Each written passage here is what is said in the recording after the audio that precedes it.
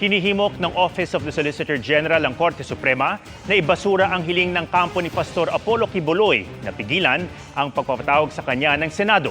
Nakatutok si Sandra Aguinaldo. 4 na buwan matapos magpalabas ng warrant of arrest ang Senado para padaluhin sa Senate hearing si Pastor Apollo Quiboloy, hindi pa rin ito natutuntun. Pero sa Korte Suprema, tuloy ang gulong ng petisyong isinampa ng kampo niya para mapigilan ang pagpapatawag sa kanya sa Senado. Ang petition for certiorari and prohibition with issuance of temporary restraining order and or writ of preliminary injunction.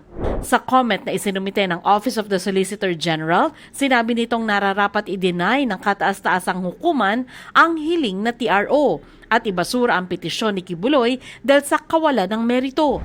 Katwiran ng OSG, hindi raw napapanahon para i-invoke ni Quiboloy ang kanyang right against self-incrimination. Hindi rin daw masasabing kung dadalo sa Senate hearing si Quiboloy ay malalabag ang kanyang karapatan na tangyang sagutin ang mga tanong na ikakapahamak niya.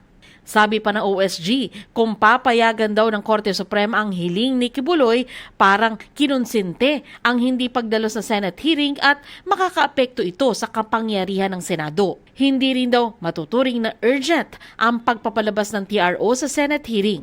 Hiningan namin ng komento ang kampo ni Quiboloy tungkol dito pero wala pa silang sagot. Para sa GMA Integrated News, Sandra Aguinaldo, Nakatutok, 24 Oras.